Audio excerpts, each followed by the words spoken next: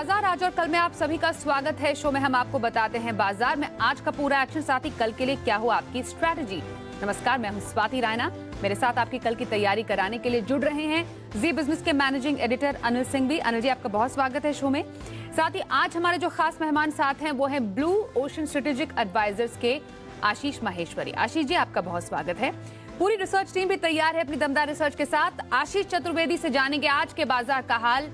संदीप ग्रोवर हमें बताएंगे कोरोना से निपटने के लिए कॉर्पोरेट जगत ने कौन से बड़े कदम उठाए। साथ ही जानेंगे कैसे होगी एसबीआई कार्ड्स की लिस्टिंग। और देवांशी आशर से जानेंगे फार्मा में क्या है तेजी के ट्रिगर्स। बातचीत शुरू करने से पहले बाजार में कैसा रहा कारोबार, उस पर एक नजर डाल लेते हैं। आज हमने देखा लगातार तीसरे दिन बाजार में उतार चढ़ाव देखने को मिला और वीकली एक्सपायरी थी तो निफ्टी हल्की बढ़त के साथ 11,250 के ऊपर बंद होने में कामयाब हुआ। सेंसेक्स की अंकों की तेजी यहां पर दिखी। वहीं निफ्टी बैंक को देखें तो 150 अंकों से ज्यादा की तेजी के साथ ही 28,800 के पार बंद हुआ। मिड कैप सेगमेंट में आज खरीदारी देखने को मिली। इंडेक्स मामूली बढ़त के साथ हरे निशान में बंद होने में कामयाब रहा।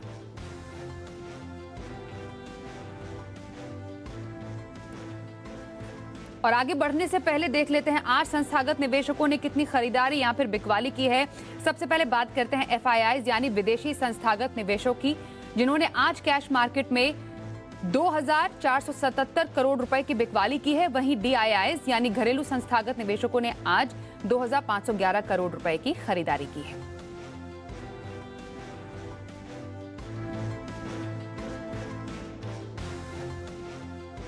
अब जानते हैं आज के बाजार पर एडिटर स्टेक। अनिल जी, आपका रुख हम कर रहे हैं। कोरोना का डर लगातार बढ़ता जा रहा है जैसे जैसे मामले बढ़ते जा रहे हैं।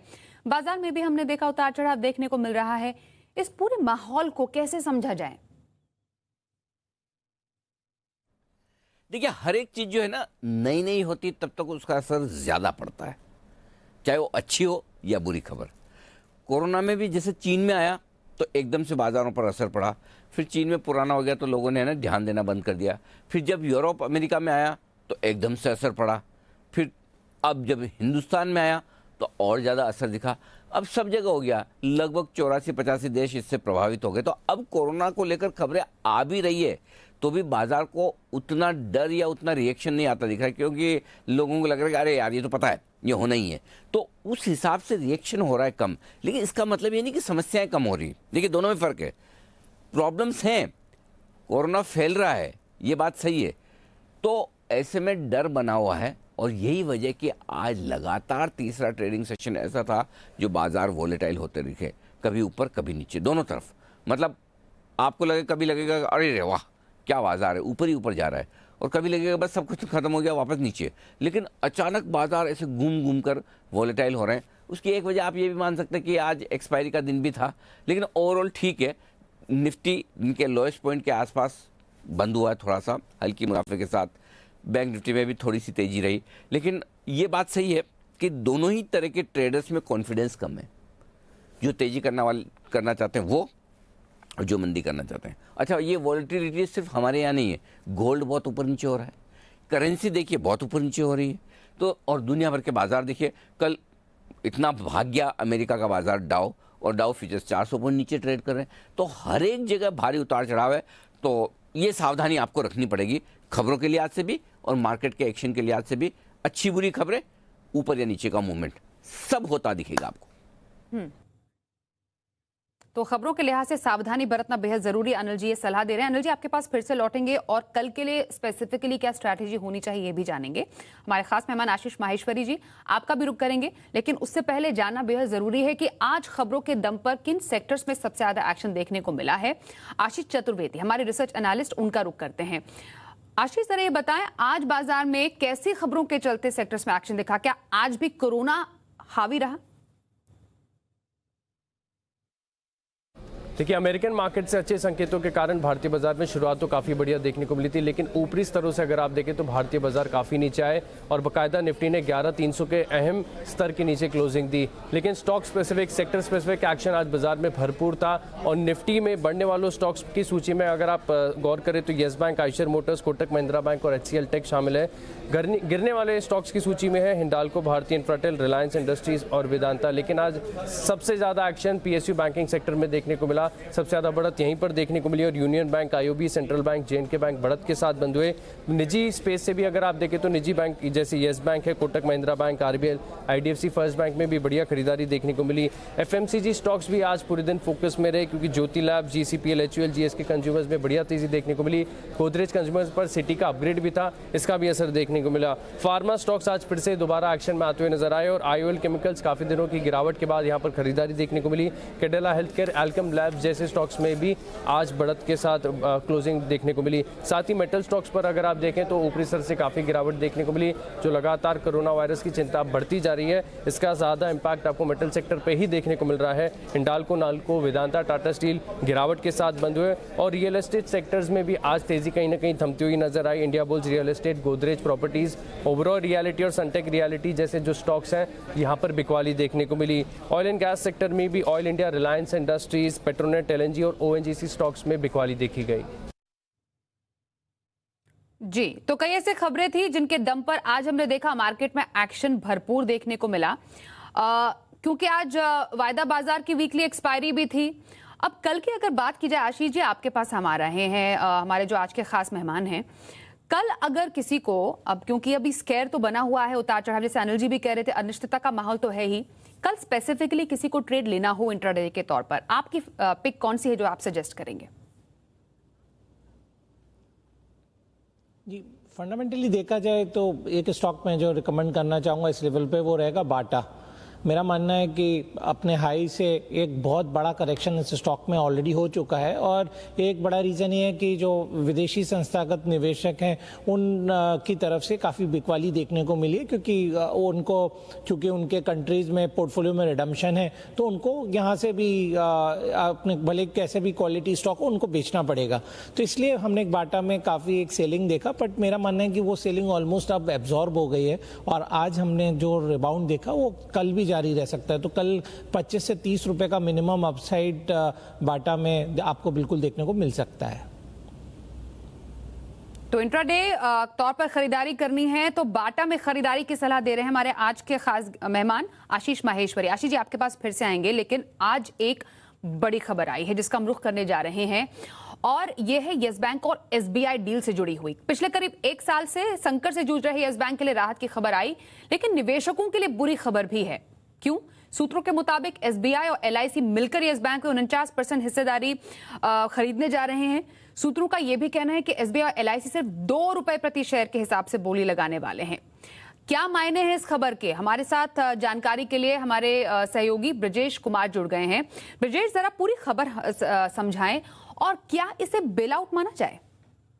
अब देखिए, अगर लंबे समय से येस बैंक जो है पैसे जुटाने की कोशिश कर रहा था, पूंजी जुटाने की कोशिश कर रहा था, लेकिन कहीं से भी कोई ऐसा ठोस जो है भरोसा नहीं मिल पा रहा था पूंजी जुटाने को लेकर, इसलिए सरकार ने और रिजर्व बैंक ने मिलकर एक बेल आउट प्लान जो सोचा, जिसके तहत SBI का नाम आ रहा है कि SBI कुछ हिस्सा लेगा और LIC जो है वो कुछ हिस्सा लेगा या सपोर्ट करेगा बैंक को।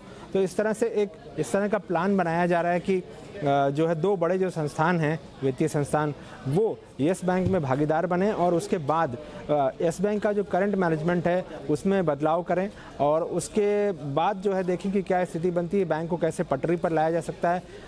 तो ये सारी कोशिश जो है इसलिए भी हो रही है कि डिपॉजिटर्स का जो इंटरेस्ट है वो प्रोटेक्टेड रहे। अब जहाँ तक आपने कही बेल आउट की बात, तो बेल आउट तो ये है, लेकिन ये इक्विटी होल्डर्स के लिए बिल्कुल ही नहीं है, क्योंकि जिस हिसाब से बातें हो रही हैं कि 1 रुपये प्रति शेयर पर या 2 रुपये प्रति शेयर पर जो है अगर SBI सब्सक्राइब करता है या LIC सब्सक्राइब करता है या कोई तीसरा प्राइवेट इक्विटी फंड आता है या कोई और निवेशक आता है, वो अगर 1 रुपये या 2 रुपये पर सब्सक्राइब करेगा तो आप ये समझिए कि जो मौजूदा इन्वेस्टर है उसके लिए तो वैल्यू इरोजन है एक तरह का, तो उसके लिए कोई फायदे की बात नहीं है। लेकिन जो डिपॉजिटर्स हैं या जो बॉन्ड होल्डर्स हैं उनके लिए राहत की बात जरूर हो सकती है। जी, इस जानकारी को हम तक पहुंचाने के लिए ब्रजेश आपका बहुत शुक्रिया। In fact Ashish ji, JP Morgan ने भी टारगेट घटा दिया है, कहा है कि इक्विटी होल्डर्स के लिए नहीं, डिपॉजिटर्स और बॉन्ड होल्डर्स के लिए बेल आउट पैकेज है।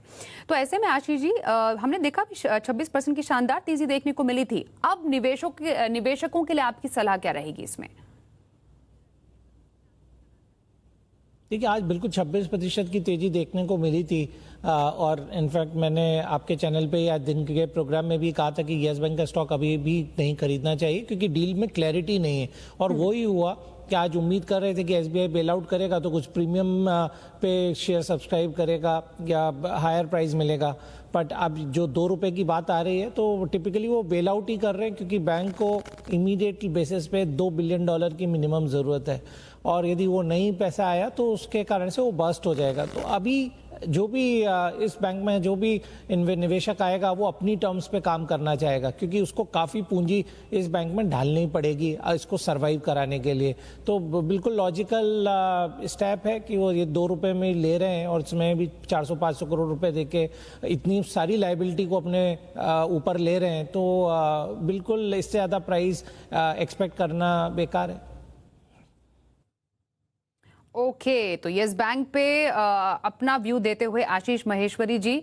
इनफैक्ट बाजार की जब हम लगातार बात कर रहे हैं तो कोरोना उससे अलग नहीं है क्योंकि बाजार के लिए एक बहुत बड़ा डर कोरोना बना हुआ है जिस पर एक बार फिर से फोकस अपना शिफ्ट करेंगे। और अब कोरोना के से निपटने के लिए कॉर्पोरेट जगत ने बड़े बड़े कदम उठाने शुरू कर दिए हैं। किस कंपनी ने क्या कदम उठाए हैं ये बता रहे हैं हमारे रिसर्च एनालिस्ट संदीप ग्रोवर। अब संदीप, आप हमेशा की तरह कोरोना से जुड़े हुए कई इंटरेस्टिंग रिसर्च हम तक पहुंचाते हैं।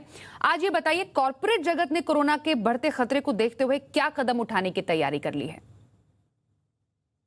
देखिए, पहली बात तो यह है कि जो कंपनियों के पब्लिक इवेंट्स हैं वो कैंसिल होते हुए दिख रहे हैं। अपने जो यात्री हैं उनकी जो कर्मचारियों की जो यात्रा है उसे कहीं ना कहीं कंपनियां प्रतिबंध लगा रही हैं, उसके ऊपर घर से काम करने का विकल्प दिया जा रहा है और जो डिजिटल कॉन्फ्रेंसिंग है उसका भी उपयोग कंपनी की ओर से किया जा रहा है। पहले तो पीटीएम देखिए, इनका जो गुरुग्राम वाला प्लांट जो ऑफिस है वहाँ पर कर्मचारी संक्रमित पाए गए थे, इन्होंने अपने दोनों ऑफिस को बंद कर दिया और सभी कर्मचारियों को घर से काम करने का आदेश दिया। ऐसा ही कुछ आप देखिए टीसीएस और विप्रो की ओर से भी किया जा रहा है जहाँ पे घर से काम करने का तो विकल्प दिया जा ही रहा है। अपने जो एम्प्लॉयज़ हैं उनके जो अनावश्यक जो उन यात्रा है उसके ऊपर रोक लगाने की बातचीत जो कंपनी की ओर से की गई है और ज़्यादा जहां पे कोरोना वायरस फैला हुआ है उन देशों में यात्रा के ऊपर खासतौर पे कंपनियां रोक लगा रही हैं। विप्रो ने चाइना, हांगकांग, मकाऊ में इनके जो अनवांटेड ट्रैवल्स है उसको रोक लगाने की बातचीत करी है। चाइना में इनके जो कर्मचारी वो घर से काम करें ऐसा उनकी ओर से विकल्प दिया गया है और कुछ ऐसा विकल्प HCL टेक की ओर से भी दिया गया है। जो फ़ोन वाली कंपनीज हैं, Xiaomi हुई, Realme हुई, इन्होंने अपने जो इवेंट्स हैं उनको कैंसिल किया है। Xiaomi ने अपना जो Redmi Note 9 जिसका इवेंट 12 मार्च को था वो कैंसिल कर दिया। Realme का तो इवेंट आज ही था। Realme 6 का जो लॉन्च होने वाला था उसको कैंसिल कर दिया गया है। इंटेल का जो बेंगलुरु का प्लांट है वहाँ पे कर्मचारी को एडवाइजरी जारी की गई यात्रा को लेकर और चुनिंदा लोगों को घर पे ही रहकर वहीं से काम करने की जो हिदायत है वो दी गई है। जो लोग आ रहे हैं इनके ऑफिस में उनकी स्क्रीनिंग की बात की गई है। ट्विटर में आपको याद होगा ऑलरेडी कहा ही था जिनके एम्प्लॉयज़ हैं उनको 5000 जो एम्प्लॉयज़ हैं उनको घर से काम करने की बातचीत की गई थी। इसी तरह से फेसबुक की ओर से, अमेजॉन की ओर से भी जो जॉब्स के इंटरव्यूज़ हैं वो भी अगर आप देखें तो वीडियो कॉन्फ्रेंसिंग की ओर से किए जा रहे हैं। तो पूरी तरह से तैयारी है। जहाँ तक कॉर्पोरेट इंडिया की बात है तो कंपनियाँ काफ़ी सारे कदम उठा रही हैं इस वायरस से अपने कर्मचारियों को बचाने के लिए। बिल्कुल, तो कॉर्पोरेट ने कमर कस ली है वायरस को ज़्यादा से ज़्यादा दूर रखने के लिए और कई ऐसे कदम हैं जिसको को लेकर रिसर्च बताई हमें संदीप ग्रोवर ने। लेकिन फार्मा शेयर पर अब जरा फोकस अगर डालें तो पिछले 3 दिनों में हमने देखा है कि फार्मा शेयरों में शानदार तेजी देखने को मिली है। वजह रही है, क्या है वजह? रिसर्च एनालिस्ट देवांशी आशर हमें बताने जा रहे हैं। देवांशी, जरा बताएं, फार्मा सेक्टर में ऐसी क्या खबर है जिसके चलते इतनी तेजी दिखाई दे रही है? बिल्कुल, आप देखिए फार्मा कंपनीज में लगातार तेजी होती हुई दिख रही है। मिड कैप फार्मा कंपनीज, दिग्गज फार्मा कंपनीज सभी हरे निशान में ट्रेड करती हुई दिख रही है। अब इसकी कई वजह है। सबसे पहले तो आप देखिए डिफेंसिव में जो सेक्टर्स हैं यहाँ पे खरीदारी आती हुई दिख रही है। आईटी और pharma clearly green side trade करते हुए दिख रहे हैं ऐसे बाजार में। लेकिन इसके अलावा भी अब काफ़ी ज़्यादा पॉजिटिव खबरें जो है वो फार्मा सेक्टर के लिए आती हुई दिख रही है। सबसे पहले जो खबर आती हुई दिख रही है कि US में सबसे पहले एक API की शॉर्टेज अब शुरू हो चुकी है और इसके चलते अब काफ़ी एनालिस्ट ये मानते हैं कि भारतीय कंपनी जो एपीआई एक्सपोर्ट कर सकती हैं, जिन पर रेस्ट्रिक्शंस नहीं लगे, इनको काफ़ी ज़्यादा फायदा होता हुआ दिखेगा। इसके अलावा जो कंपनीज फाइनल डोसेज भी एक्सपोर्ट करती हैं, क्योंकि यूएस में वो दवाई की कमी हो सकती है, थोड़ी सी सप्लाई में कमी आ सकती है, तो इनके मार्जिन थोड़े से बढ़ सकते हैं, कीमतें भी ये कंपनीज बढ़ा सकती हैं। इनके लिए एक अपॉर्चुनिटी ज़रूर बन चुकी है। कुछ दिनों पहले ये भी खबर आई थी कि सैंडोज ने अपनी जो पेनल्टी है ये सेटल कर दी है, जो प्राइसिंग लिटिगेशन का मामला था उसमें, और अब एनालिस्ट ये मानते हैं कि जो बाकी कंपनीज हैं जैसे कि सन फार्मा, वो भी ये सेटलमेंट कर सकती हैं। अब अगर पेनल्टी लगती है तो ये कई ज़्यादा हो सकती है, लेकिन अगर ये सेटलमेंट कर देते हैं तो कई ऐसे ब्रोकर्स हैं जो मानते हैं कि करीब $240 मिलियन से ज़्यादा की पेनल्टी कंपनी को नहीं पे करनी पड़ेगी। और इसके चलते आज ब्रोकिंग हाउसेस के अपग्रेड्स भी आते हुए दिखे थे। अब देखिए, इन्वेस्टेक ने बिकवाली की राय से बदलकर अब खरीदारी की सलाह दी है सन फार्मा पर। उन्होंने जो लक्ष्य है 480 तक के कर दिए हैं। जिम फाइनेंशियल भी ये मान के चल रहा है कि $240 मिलियन तक की जो पेनल्टी है अगर कंपनी पे करती है तो ये काफ़ी पॉजिटिव होगा। इसके अलावा ग्रैन्युल्स इंडिया, किडला हेल्थ केयर के लिए पॉजिटिव खबर आती हुई दिखी है। यूएस एफडीए से इनकी एक दवा को मंजूरी मिली है। इसके चलते पिछले 2 ट्रेडिंग सेशन से ये दोनों स्टॉक में भी एक्शन बनता हुआ दिख रहा है। और आखिर में आप बायोकॉन देखिए, मलेशिया की जो इनका यूनिट था, यहाँ पे यूएस एफडीए ने जो ऑब्जर्वेशंस दिए थे, इसकी डिटेल सामने आती हुई दिख रही है। कोई रिपीटेड ऑब्जर्वेशंस नहीं आए हैं और कोई गंभीर जो आपत्तियां हैं वो यूएस एफडीए ने नहीं जताई है। और इसके चलते भी हम देख रहे हैं बायोकॉन जैसी कंपनीज हैं जहाँ पे हम अच्छी खरीदारी देख रहे हैं। आखिर में डीवीज लैब आज ये भी हरे निशान में ट्रेड करता हुआ दिख रहा था। एपीआई के लिए सरकार कई स्टेप्स उठा सकती है, इंसेंटिव्स दे सकती है, इसके चलते डीवीज लैब भी हरे निशान में ट्रेड करता हुआ दिखा। इधर रुक करते हैं। अनिल जी, आपका आज वीकली एक्सपायरी हो गई, कल वीकेंड के पहले का ट्रेड होगा, कल क्या स्ट्रैटेजी रखनी चाहिए? हफ्ते का आखिरी दिन है कल और हफ्ते की सीरीज का पहला दिन भी। तो देखिए, सीरीज तक का एक्शन तो हो गया खत्म। वैसे देखा जाए तो आज बाजार बंद होने तक कोई बहुत अच्छे संकेत बाहर से है नहीं। डाउ फ्यूचर्स 400 पॉइंट नीचे ट्रेड कर रहे थे। तो देखते हैं अमेरिका में आज सेशन कैसा होता है। कोरोना को लेकर खबरें तो आ ही रही है, जिस वजह से वो जो बाइडेन साहब जो आगे बढ़ जाएंगे और उनकी उम्मीदवारी की वजह से अमेरिका की बाजारों में जो कल तेजी बनी, वो तो कारण भी अब हमें पता चली गया, नया कुछ उसमें है नहीं। तो मुझे लगता है थोड़ा दबाव रहेगा ऊपर में। तो यही 11,350 11,400 वो रेंज है जहाँ पर जाकर निफ्टी अटकेगा। इसके पार निकलेगा तो फ्रेश तेजी सोचेंगे। निचले स्तर पर 11,150 11,200 की रेंज में सपोर्ट भी है। इसके नीचे फिसलेगा तो सोचेंगे। तो मुझे लगता है कल हफ्ते का आखिरी दिन है। मंदी करने वाले अब थोड़े शांत हो गए, बहुत एग्रेसिव कर नहीं रहे। तेजी करने वाले लोग कॉन्फिडेंस की कमी है, और स्पेशली वीकेंड सेशन पर कि 2 दिन की रिस्क कौन लेकर जाए। तो मुझे लगता है कि बहुत बड़ी तेजी तो नहीं होनी चाहिए। ऊपर आया तो सेलिंग प्रेशर रह गई। अब हाँ, देखना ये कि क्या वाकई में ज़्यादा गिरता है या हल्की गिरावट से काम चल जाता है। रेंज बाउंड ट्रेड दोनों तरफ, रुझान थोड़ा सा शायद कमजोरी की तरफ का रहे, लेकिन अल्टीमेटली 2 ही फैक्टर हैं। एक ग्लोबल मार्केट्स, दूसरा कोरोना की खबरें। ये डिसाइड करेगी कि बाजार कल कैसा रहता है। इन दोनों पर नजर रखिए।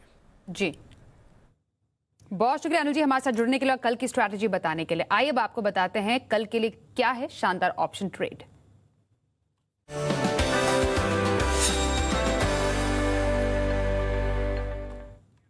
और आज ऑप्शन की स्ट्रैटेजी बताने के लिए हमारे साथ एक्सिस सिक्योरिटीज के राजेश पालवी। राजेश जी, बहुत स्वागत है आपका शो में। कल ऑप्शन के जरिए इंडेक्स और स्टॉक में कहां पर मौके बनेंगे? या गुड इवनिंग स्वाति जी। देखिए, आज जिस तरीके से मार्केट में वीकली एक्सपायरी में मार्केट 11,300 के ऊपर सस्टेन नहीं हो पाया और उसके नीचे बंद हुआ, और कहीं ना कहीं जो डेटा बन के आ रहा है उसमें भी कहीं ना कहीं ये दिख रहा है कि हायर साइड पे एक प्रेशर बना हुआ है और कॉल राइटर्स काफ़ी एग्रेसिव है हायर स्ट्राइक प्राइस पे। तो हमें लगता है कि यहाँ से और यहाँ से दबाव देखने को मिलेगा। मार्केट लोअर साइड पे यहाँ से मुझे लगता है कि स्लाइड होना चाहिए। तो हम 11,100 का पुट ऑप्शन बाय करेंगे जो कि 12 मार्च की एक्सपायरी का है। उसको हम बाय करेंगे जो कि करंटली आज ट्रेड कर रहा था 99 रुपीज़ पे। उसमें हम 75 रुपीज़ का स्टॉप लॉस रखेंगे और हमें लगता है कि मार्केट में जिस तरीके की बिकवाली है, मार्केट एक बार 11,200 इवन 11,150 की रेंज में आना चाहिए। तो वहाँ पे हमें लगता है 11,100 के पुट ऑप्शन में 130 तक के टारगेट अचीव होते हुए दिखना चाहिए। तो हम निफ्टी में शॉर्ट करने की सलाह दे रहे हैं और उसको हम पुट के थ्रू हम इसको प्ले करेंगे। और स्टॉक में कोई स्ट्रैटेजी? देखिए, हमने देखा है कि पिछले 2-3 सेशन से एक फार्मा सेक्टर्स में काफ़ी अच्छा बाइंग का रुझान देखने को मिला, जिसमें अरविंदो फार्मा एक स्टॉक है जिसने पिछले 4-5 सेशन के एक कंसोलिडेशन के ब्रेकआउट दिया है डेली चार्ट पे। सो ये स्टॉक आज भी अच्छी खासी बाइंग एक्शन देखने को मिली थी, इसमें अच्छा लॉन्ग एडिशन देखने को मिला। तो हमें लगता है अरविंदो फार्मा को करंट लेवल से बाय करके चलना चाहिए। 545 तक के टारगेट मुझे लगता है कि देखने को मिलना चाहिए। सो 520 के स्टॉप लॉस से अरविंदो फार्मा बाय करेंगे। बहुत शुक्रिया राजेश जी हमारे साथ आज के शो में शामिल होने के लिए, ऑप्शन की स्ट्रैटेजी बताने के लिए। आशीष जी, अब आपसे जानेंगे हफ्ते भर की खरीदारी के लिए आपका पोजिशनल पिक कौन सी होगी, लॉन्ग टर्म खरीदारी किसमें की जाए? जी, हफ्ते भर की खरीदारी यदि किसी को करना हो तो डिक्सन टेक्नोलॉजी में खरीदारी कर सकता है। रीज़न ये है उसके पीछे रिकमेंडेशन का कि जो चाइना और ताइवान से जो सप्लाई चेन का मिसमैच हो गया है, क्या जो बिल्कुल बंद हो गई है सप्लाई, उसके कारण से जो भी मैन्युफैक्चरर्स हैं या जो भी यहाँ पे टीवी, मोबाइल, एलईडी लाइट के प्रोड्यूसर हैं, वो डिक्सन जैसी कंपनी को अभी अपना सोर्सिंग का हब बनाएंगे और इनको बिजनेस ज़्यादा मिलने वाला है। लास्ट क्वार्टर के नतीजे भी काफ़ी अच्छे थे, तो डोमेस्टिक जो फंड्स हैं वो कुछ की क्वालिटी स्टॉक्स बाय कर रहे हैं, तो डिक्सन को अपनी पोर्टफोलियो में ऐड कर रहे हैं पिछले कुछ दिनों से। आज भी हमने स्टॉक में अच्छी खासी तेजी देखी और मेरा मानना है 200 से 300 रुपए की अपसाइड जैसे ही थोड़ा सा मार्केट रिबाउंड होता है आपको देखने को मिलेगी। जो यदि 6 महीने का पर्सपेक्टिव रखते हैं निवेशक और उनको लगता है कि कोई अच्छी बाइंग की जाए जी, तो उनके लिए डीवीज लैबोरेटरीज मेरी रिकमेंडेशन रहेगी। मेरा मानना है कि डीवीज को चूंकि एपीआई में एक मेजर प्लेयर है और एपीआई के प्राइसेस में और उनकी इन्वेंट्री में बिल्कुल जो एप्रिसिएशन हुआ, उसे एक बम्पर गेन डीवीज को मिलने वाला है। इसके अलावा डाइवर्स उनका मैन्युफैक्चरिंग बेस है, लास्ट क्वार्टर के नतीजे भी अच्छे थे और मेरा मानना है स्टॉक अगले 6 महीने में 2500 के ऊपर भी जा सकता है। लॉन्ग टर्म की खरीदारी के लिए डीवीज लैब में खरीदारी की सलाह और हफ्ते भर में डिक्सन टेक में खरीदारी की सलाह दी है आशीष माहेश्वरी जी ने। आइए बात करते हैं सोने की। एमसीएक्स पर सोने ने एक बार फिर रिकॉर्ड ऊंचाई को छू लिया है। इंट्राडे में एमसीएक्स पर 10 ग्राम सोने का भाव 43,912 की नई ऊंचाई को छू चुका है। हाजिर बाजार में भी दाम लगातार बढ़ रहे हैं। हाजिर में 24 कैरेट सोने का भाव 43,199 रुपए, 22 कैरेट सोने का भाव 39,730 रुपए और 18 कैरेट सोने का भाव 32,530 रुपए शाम के सत्र के लिए है। इस भाव में 3% जीएसटी शामिल नहीं है। शुक्रिया आशीष जी हमारे साथ जुड़ने के लिए, साथ ही हमारे तमाम रिसर्च एनालिस्ट आप सभी का शुक्रिया। आज के शो में बस इतना ही। कल सुबह 7 बजे से जुड़िए जी बिजनेस के साथ, देखिए मार्केट का एक्शन लाइव। देखते रहिए जी बिजनेस।